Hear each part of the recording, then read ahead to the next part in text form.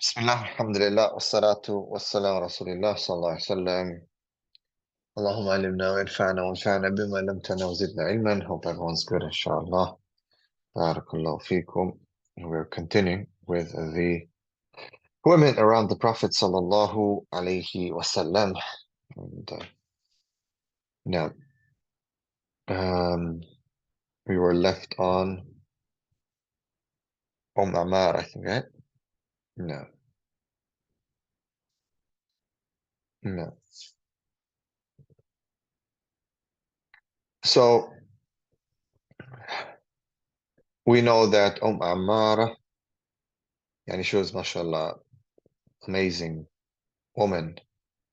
We talked about the Pledge of Aqaba.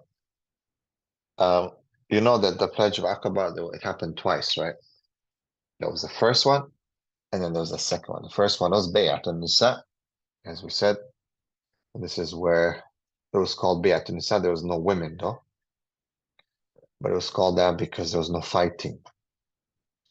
And then the second one was where Ammarah and one more woman was with her, two women. And they pledged allegiance. And some narration said that the Prophet ﷺ, yani he put his hand in a vessel and they put their hand in a vessel because he does not shake hands with women. So it's an interesting statement because if you look, yani, subhanAllah, there's a little bit of difference of opinion, but when we look at how the Prophet treated this thing, he was very serious about not shaking hands of women. Obviously, not his wives or his daughter or anything. I'm talking about stranger women, like non-mahrams, right? This is something that, it says interesting, very, very interesting. Now, so that's basically what happened. So she was, mashallah, a very, very good woman, very strong in terms of her iman. And when Mus'ab bin Umair, he started propagating Islam in Yathrib, I remember he propagated in Yathrib, i.e. Medina, right? And Mus'ab, he was able to convince Yathrib. Now, Ammarah, she came from Yathrib at that time, from Medina. Okay, she came from Medina when they came to give bay'ah. And the Awsas, Khazraj, some of them entered Islam, especially in the second pledge of Aqaba. Yeah. Okay. And what happened is, with Ammarah, she was one of those who, alhamdulillah, accepted the deen. Right? But you have to understand it was like in stages, okay? It was in stages. Okay, very, very small steps. There was a lot of wars, between the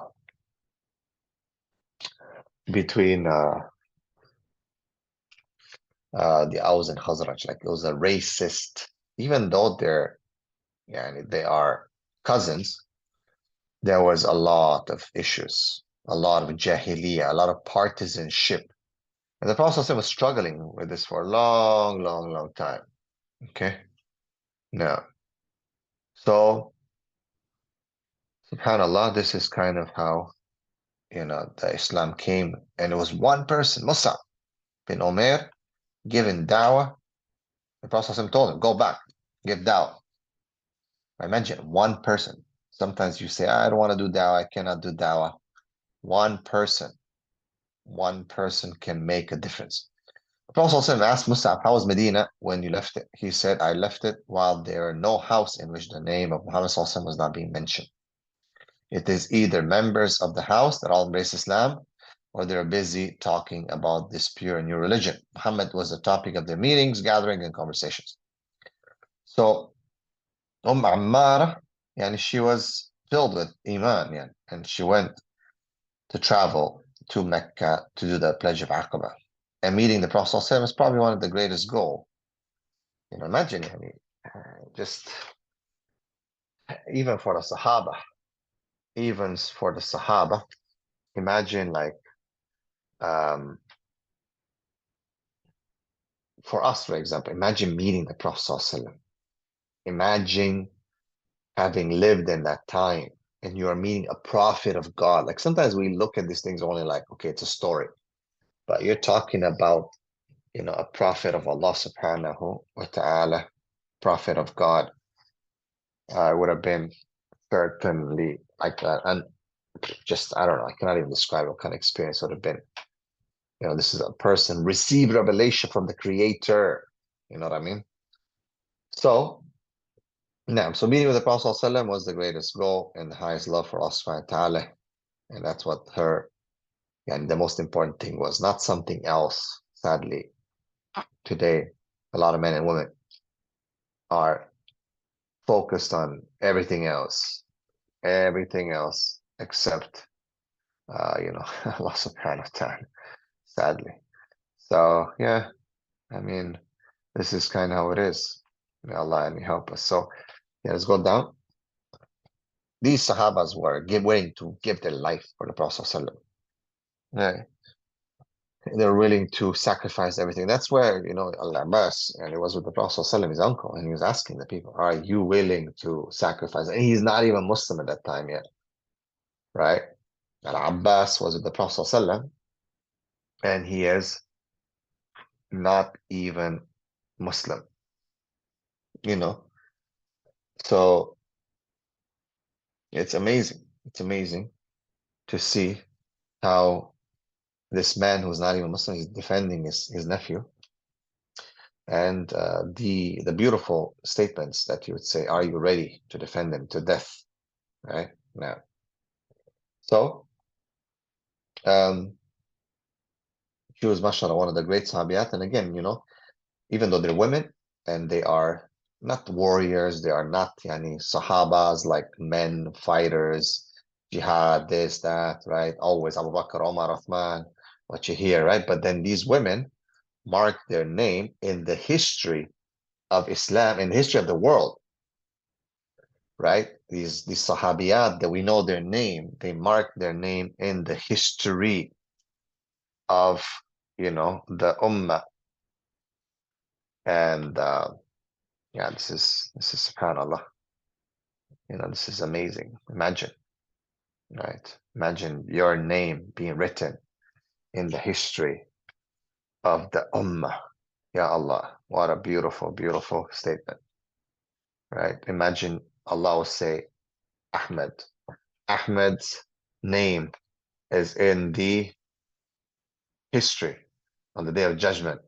Now, طيب. So let's go down. This was Umm Ammarah. Ibn Hajar al-Asqalani, rahimahullah. Ibn Hajar al-Asqalani, rahimahullah.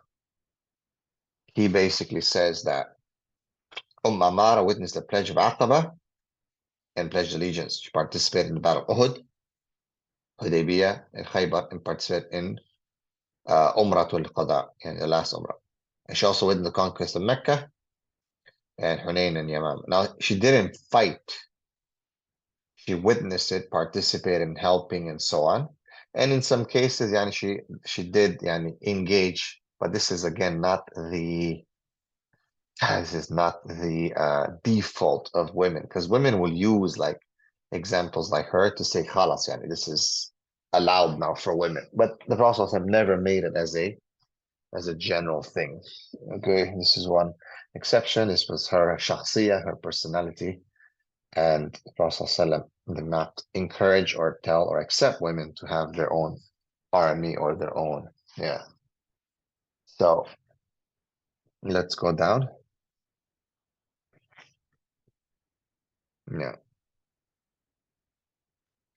Yeah.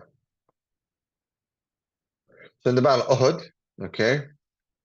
So in the Battle of Uhud, we know that Sa'id narrated that she visited Ammarah and asked her about the participation. She said, I went out in the forenoon with a water vessel in my hand. I came to the Prophet ﷺ while he was with his companions and they were winning the war. Let's go down. So she was not there to fight. She was there to help. Okay. They were winning the war. But then when the Muslims were later defeated, I moved to the side of the Prophet ﷺ. I engaged in fighting and started protecting the Prophet ﷺ with a sword, while at the same time shooting arrows into what I was wounded. So subhanAllah, she started protecting the Prophet ﷺ, but because she had to. She didn't go there as a warrior. She went to help, to give water. But then when they losing, they attacked them. She had to defend, and she defended because imagine everyone was jumping and trying to kill the Prophet ﷺ. Everyone was attacking him. No. Umm Ammarah was well known, and no one's going to deny that she did that. No one's going to deny that she sacrificed. No one's going to deny her, mashallah, her contribution, you know. And as the author says, she went not to fight. She went just to help. However, that's why, so she didn't carry like a bow, an arrow, a sword. But then the unexpected happened. And the archers disobeyed the Prophet ﷺ and abandoned the position. Then you know the rest, you know what happened, right? You know the problems. Yeah. So yeah, let's go down.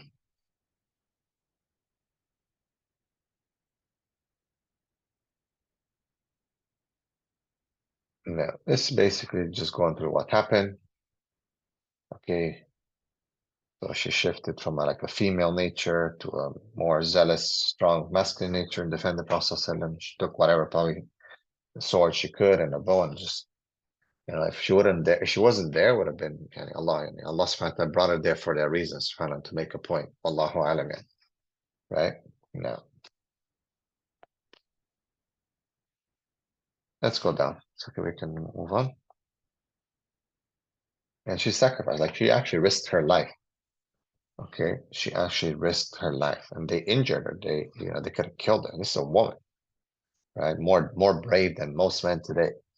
Okay, more brave than most men today. Subhanallah. No, no. Okay, let's go down.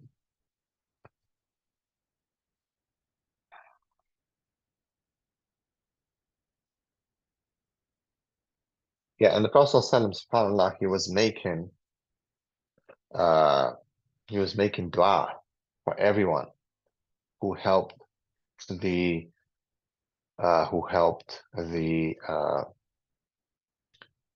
Prophet ﷺ. Like he was making dua. And imagine, like this is a panic time, and it is a panic time because um, it's difficult. You have to understand. Like we're talking here about like one of the greatest. The Prophet ﷺ could have died. The Prophet ﷺ could have been killed. This is no joke.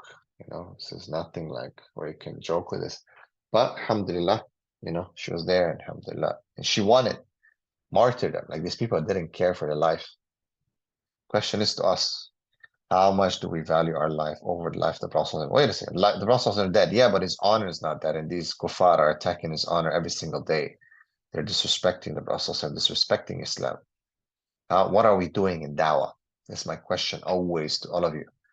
What is your contribution in dawah? What is your contribution to help the Prophet ﷺ? Ammarah was giving her life. A woman more brave than 1,000 men today. Wallahi, more brave than 1,000 of our men today. Okay, she was giving her life. My stance on women fighting and this and that, right? And she wasn't there with that intention. But hey, the truth is truth, and that's what it is. Now, women are aiming today to leave their God-given chores and jobs to be fighters and all that. I have a problem with, and I always make a point for that. But here you're talking about a brave woman who, in the moment, subhanAllah, I mean, what a hero. You know what I mean? What a hero, right? A real hero. So, but the question is again, like, what are we doing, right? Allah, like, we're not fighting. There's no sword. There's no bow and arrow. We don't have to really risk our lives, right? So, question is, are we risking our money? Are we risking our time? are risking our reputation, or what are we risking these days? Are we doing anything for Allah? Allah, we can do a lot. Many people have a lot that you can do. Many, a lot. And the question is, what? And the answer is that most people do nothing. What is the reality? It's painful. It is a very painful reality. But it is the reality. No. No. All right. So let's go down.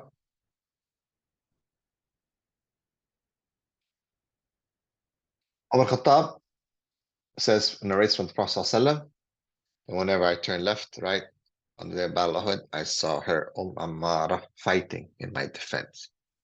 Right? Now imagine, you would say, a woman defended the Prophet ﷺ, had this and that. No, ya akhi, I don't think anyone's been in a battle before to understand the seriousness of this, what it means to be shot at. Right? At that time, man, it doesn't matter who's defending you, child, woman, man, animal, whatever. You're being attacked from everywhere. It's a very dangerous situation. And, it's not like the Prophet couldn't fight. He fought as much as he could. Is that everyone was trying to imagine everyone is just closing in on you. They don't care about anyone else. They just want to kill Muhammad sallallahu alaihi wasallam. That's all they want to do. So, no. All right. So let's go down.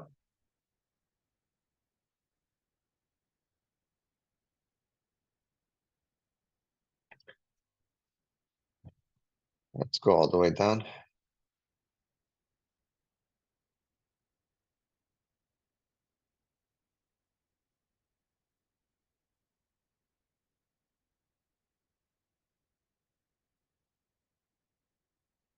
Now, and we know that she had children. So she had two children from the previous husband, her first husband, Zayd ibn Asim, and one was Habib. Okay, and the Prophet ﷺ, he sent him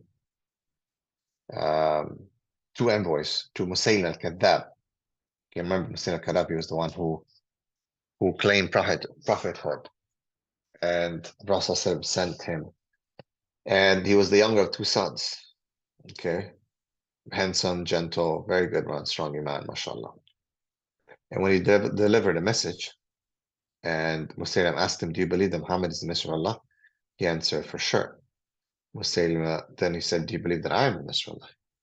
He said, "I can't hear." Okay, got that? He said, "I can't hear." No. Go down.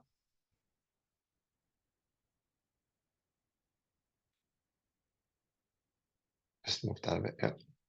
So he became very, very angry, and he tortured Habib until he testified that he was the messenger of Allah. So his two limbs were cut piece by piece while he was tied up. He did not utter anything but a testimony to the oneness of Allah and the Prophet ﷺ. He continued in the state until he breathed his last breath. So he was killed. And as you know,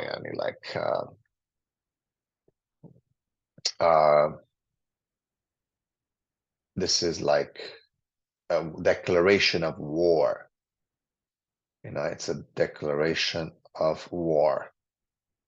Okay, when you say you killed that messenger, khalas, it is declaration of war. Yeah.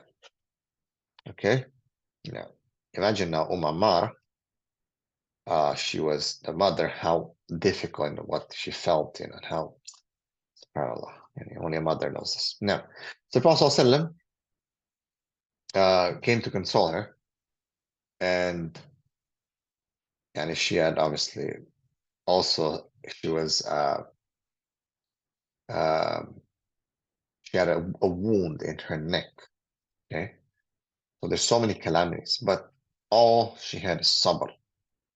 Okay, and she took a vow that she would witness the killing of Musaylima, and that she would not touch her body with water until she fulfilled this vow. Subhanallah. So after the death of the Prophet ﷺ, Abu Bakr and Umar obviously came into power. And as you know, the wars of Ridda were during the time of mostly Abu Bakr. Yani. Yeah. And this is where Musaylim al-Kadhab was killed. Does anyone remember who killed him? Who killed Musaylim al-Kadhab? If anyone remembers.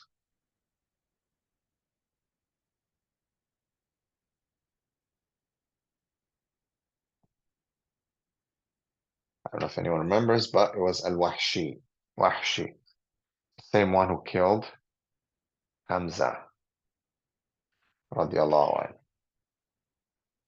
So the Prophet ﷺ, yani, uncle, and he killed him as a non-Muslim. Then he became Muslim. Then he said, I killed the best of people and the worst of people. It's like he made it as like a makeup for the wrong that he has done. Subhanallah. Now, so she, Ammarah, during the Battle of Yamama, and Abu Bakr, he allowed her to go to the war to see what's going to happen. Let's go down. Okay. So, yeah.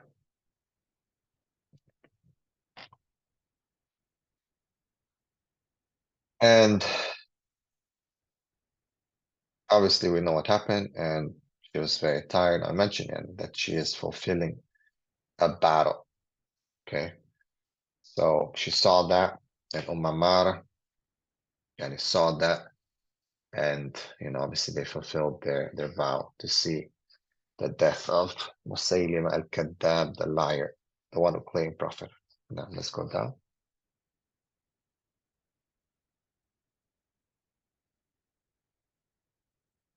No.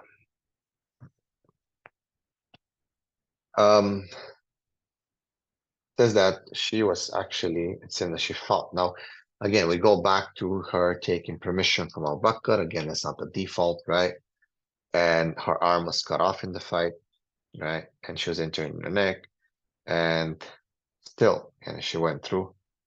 And they're saying that when he was, when he was wounded, Musaylima, and Wahyi's javelin penetrated in his body, Umm Ammarah moved closer to him and started hitting him with a spear until he died. Okay.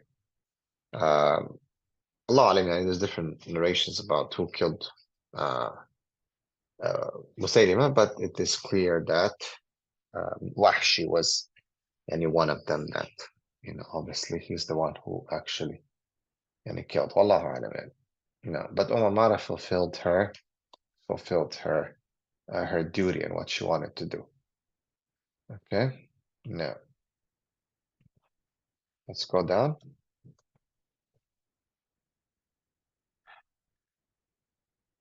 And you see here that quite a lot of quite a lot of quite a lot of talk about Ammarah.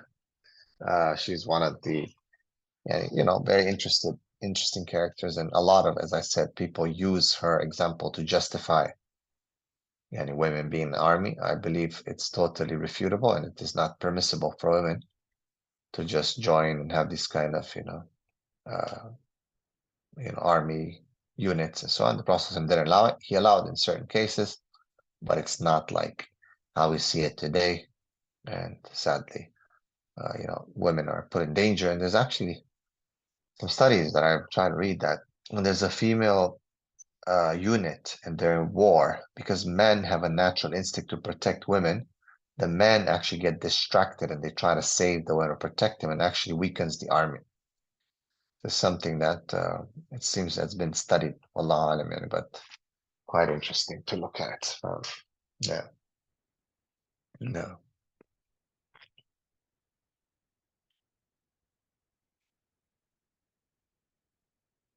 Right. Let's go down. Yeah.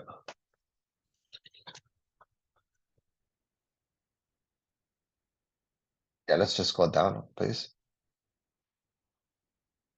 It's just a lot about Umm Ammarah, so I want to move to the next Sahabi. He really focused on her as opposed to the other one. I'm not sure, but yeah, it is, as I said, a very popular Sahabiya. Very, very popular.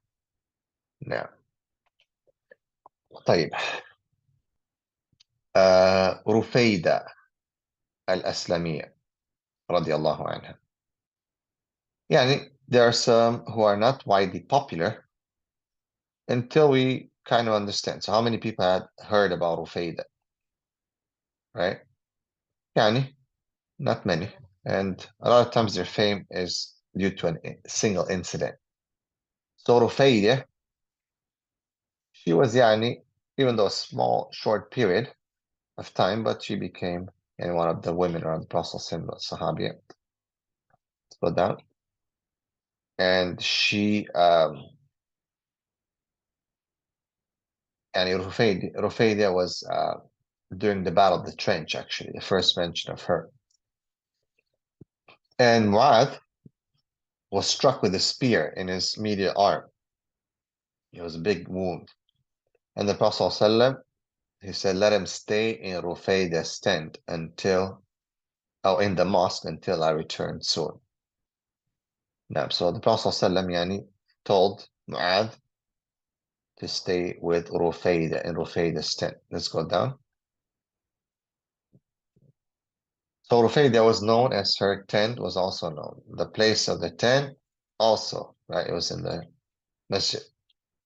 So she was caring for the sick and the wounded and treated them. And this was the main, you can say, treatment or the main of women. Okay, this was like the main role of the women. Now, so now let's go down.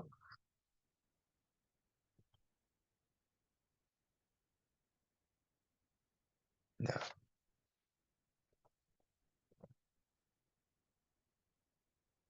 so here we find, subhanAllah, that women were in these duties of nurses and caretakers. It's like their natural duty, subhanAllah. They're natural, they're so good at it. And they were, a very important element of the society around the Prophet ﷺ. They're nurturing, like a lot of people think that that's it, like women were just in the house and that's it. No, they're not just in the house, but they had specific, you can see the gender roles, right? This is what I want to highlight here, that they did not want to be man or like man. Some women pushed the limits, but very few. Okay, but they were very important in the society of the Prophet ﷺ, right? In terms of their contribution but again within the roles that was feminine and allowed and permissible to them. If you look at our society today, like we've lost that. Men and women have no distinction. It's almost like everything, they're the same. And I believe that that's caused a lack of polarity, and that's caused so many divorces, because when there's no polarity, there's no attraction between a man and a woman. Yeah, there's just no attraction. Why would a woman want to be with a man? It was just like, I don't know. It's like not that easy to be with a man, right? Sometimes uncomfortable. So why would she even be with a man? Why when he's just like her? So yeah, this is something that sadly we're dealing with today.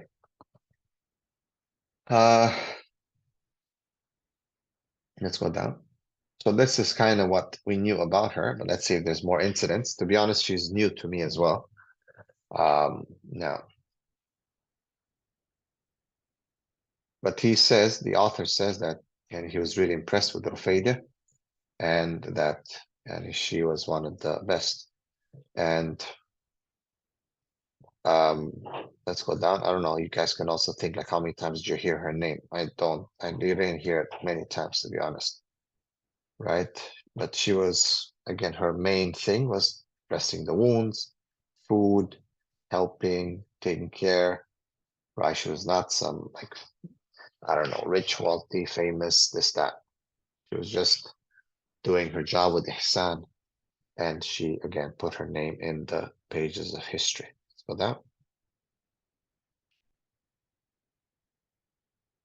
No. Go down. Okay. Okay. Ammarah, the martyr. Okay. So this is a very, very important story here. Ammarah. Okay. And she is called the martyr. Stay in your houses. Allah will bless you with martyrdom. Very important. So the statement, something that the Prophet ﷺ told us. So there was obviously the women of the Prophet ﷺ and the women of Medina. There's even a beautiful event where one of the Sahabiyat came to ask, Ya Rasulullah, you guys go for fighting, you guys do this. What do we women get? You just wash your things, your clothes, we cook your food, we just raise your children. It's like almost a complaint on behalf of the women of Medina because they also wanted to make sure that they buck in their rewards. They cared about making sure that they get their rewards. Okay. And yeah, so this is what she wanted. Okay, this is what she wanted. Now, so we see their desire to not compete or be like men, but they wanted to have ajr, right? Ajr for sake of Allah. Today, no, I want to take your job. I can have muscles like you. I can fight in UFC. I cannot.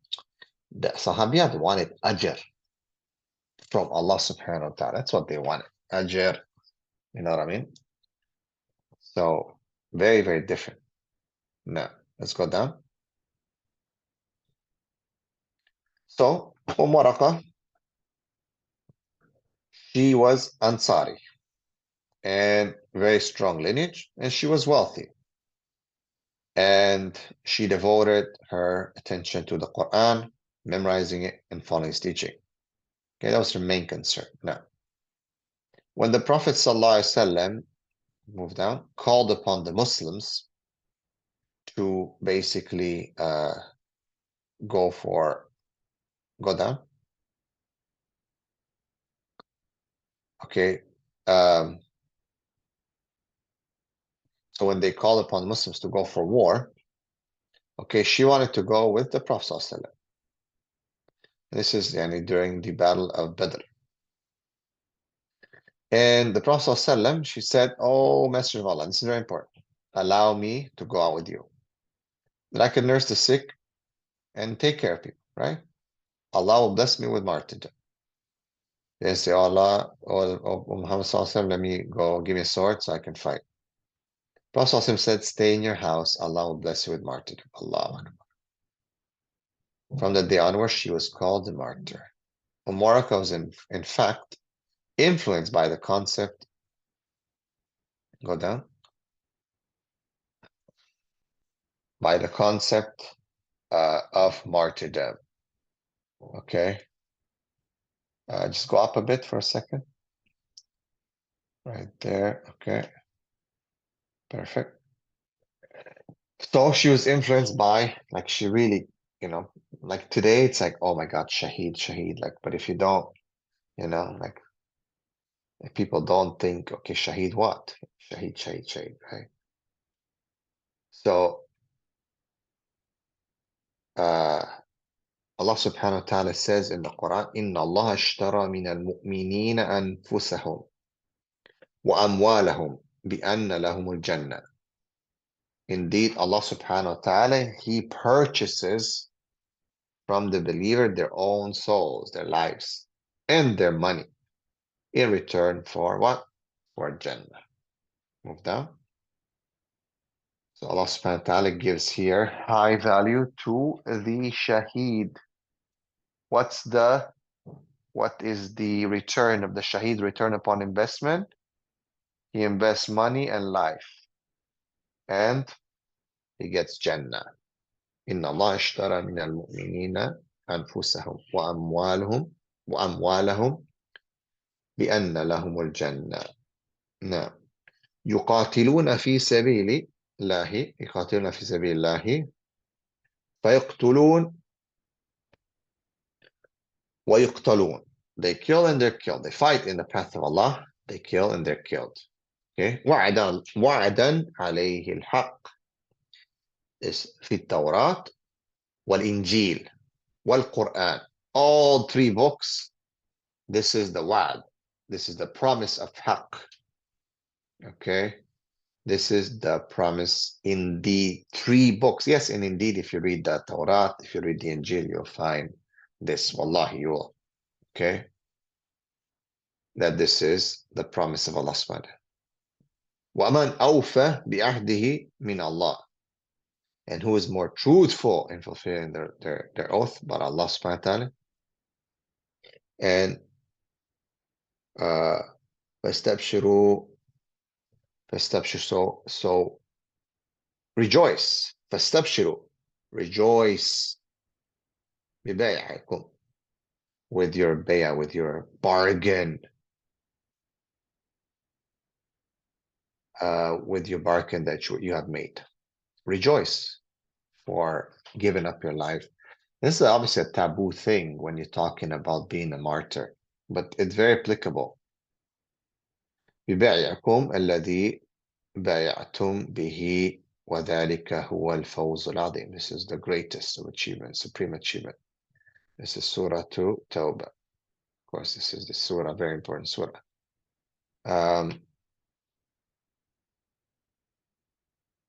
Yani, it's really applicable right now when you look at what's happening in Palestine, right? Really applicable. Really applicable, because look at their way they are, and subhanAllah, reacting, the Palestinians, how they're how positive they are, how iman they have, while we are really chilling in our places, very easy and very much chilling in our places. So yeah, a big difference, right? So let's move down. Taboo topic, I know, but very applicable today. Very, very applicable. And she wanted martyrdom. She wanted to be, but how? Without war, how can you get? Well, I'll tell you one thing. We know the Prophet ﷺ said that indeed everything is according to intention. Okay? And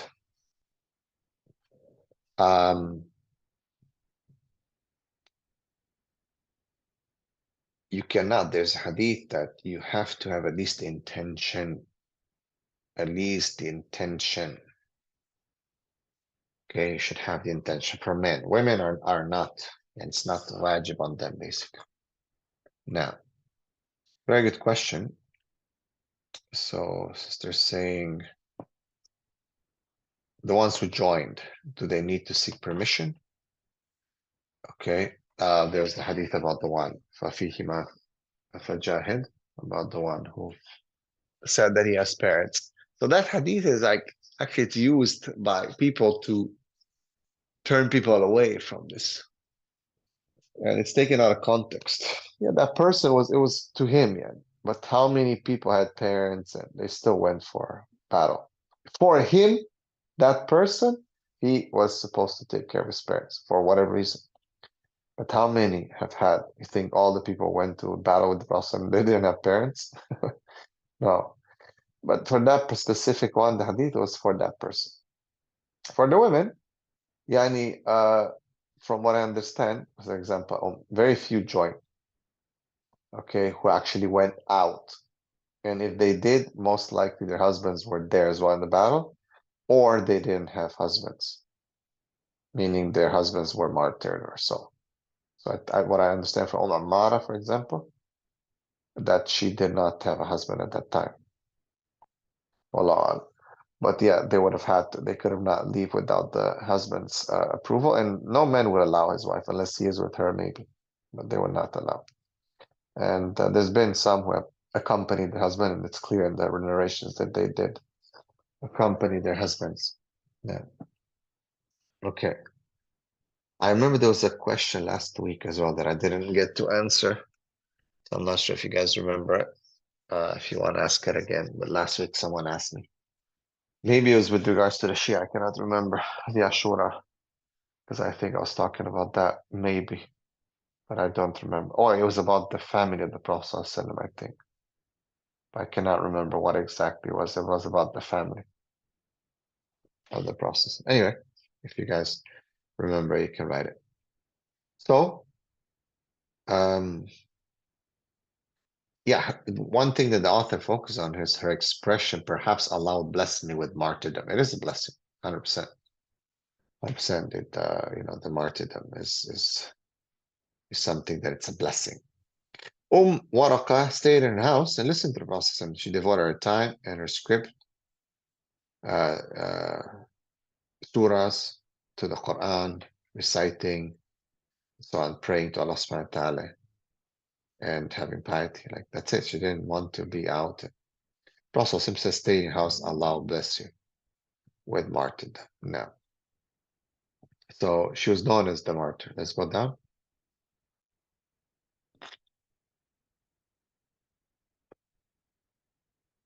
No.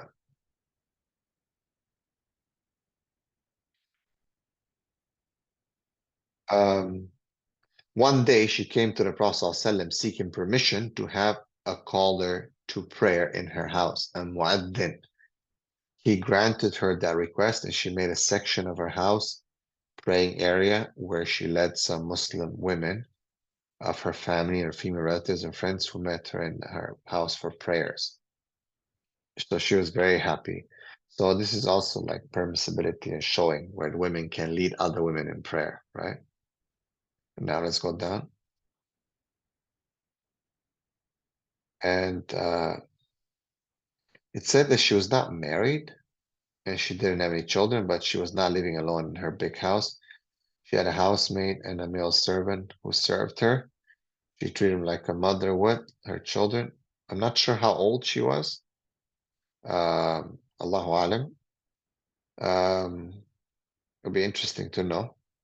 But yeah, she was basically, she had a servant and a housemaid. No. She made a will that if she died, the housemaid and the male servant should be set free.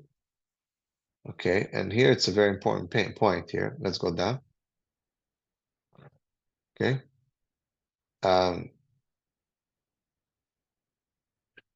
One thing I want to mention here that, so she said if she dies, they will be freed. Now, a person can say, well, she's so praised. Why did she not just free them? She could have been, nice and just let them free. No, it's not like that. Society was different. She had it, she needed them. And, it's easier when you have a hierarchy and she owns them to get them to work or this or that. Right. And this is something you have to understand. It's a psychology, like human psychology. Someone could say, look how she's praised right now. But someone can say, wait a second, she only told that she's gonna let them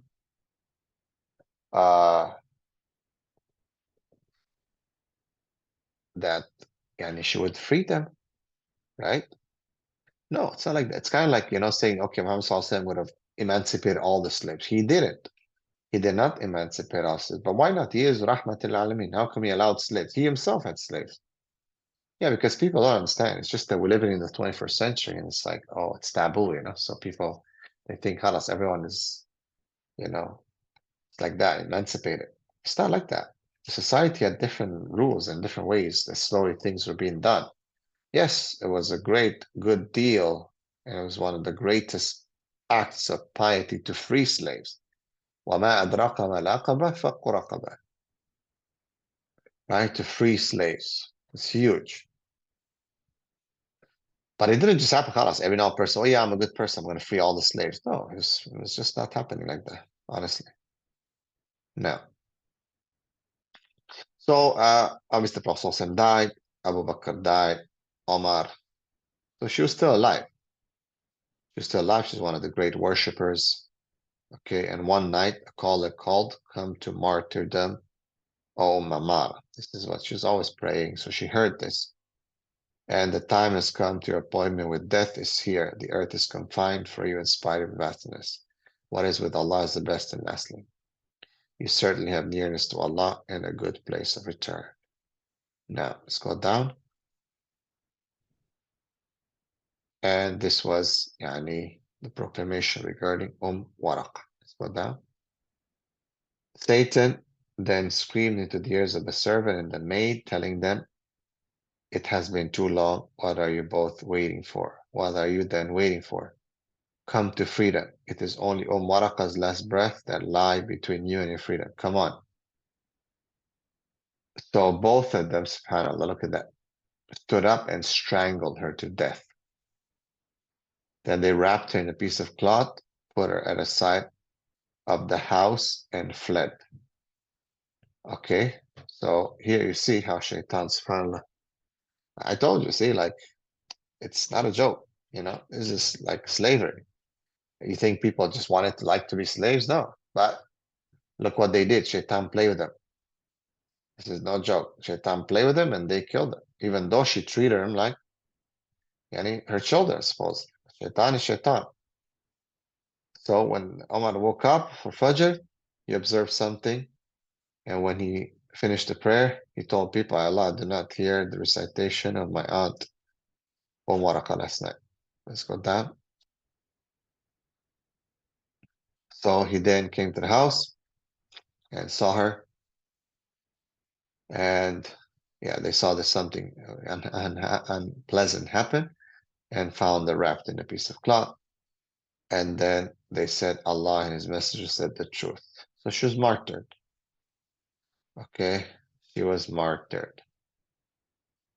Now, Sadaqa Rasulullahi, Sadaqa Allah, Sadaqa Rasulullah. Now, let's go down.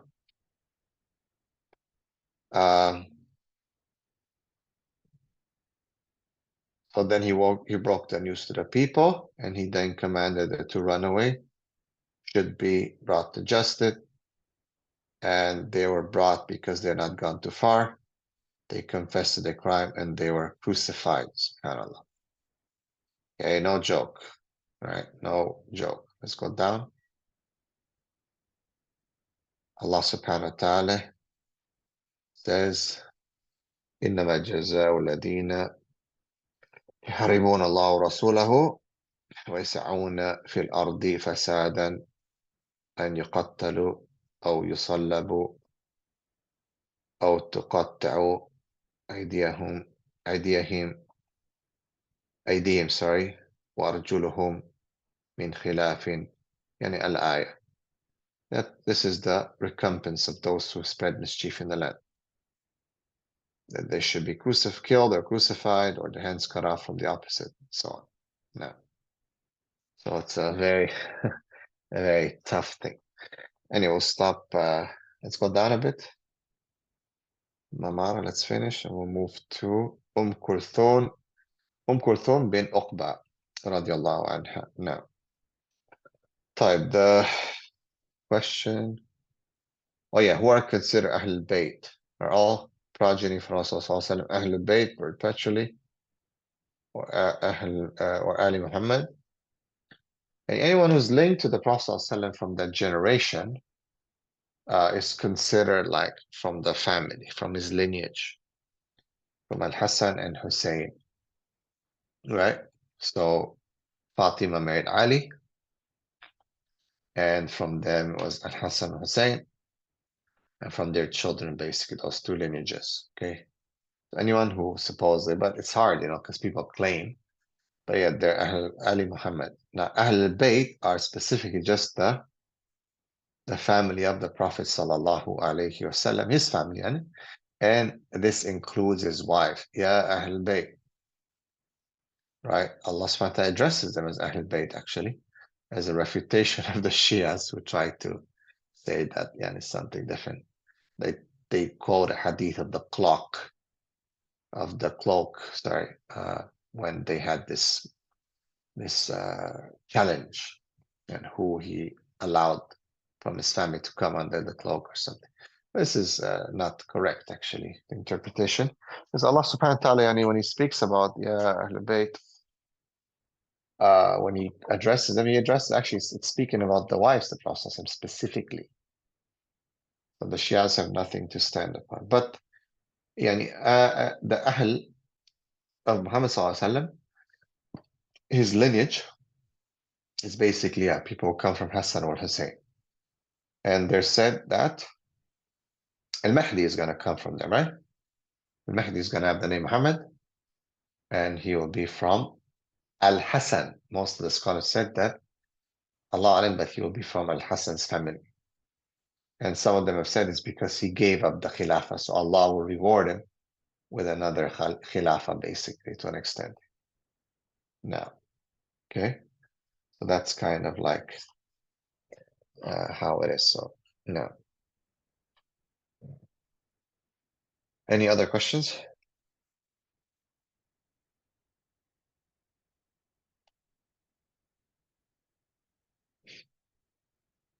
Inshallah, we will stop here at Kulthum a little bit earlier today, but inshallah, we'll meet next time, bi'idhnillah ta'ala, and we'll continue. Barakallahu feekum. Jazakumullah khair. Subhanaka Allahumma bihamdika ashhadu an la ilaha illa anta astaghfiruka wa atubu ilayk. Assalamu alaikum wa rahmatullahi wa barakatuh. Yeah. And then he asked. Hayakum. Assalamu alaikum.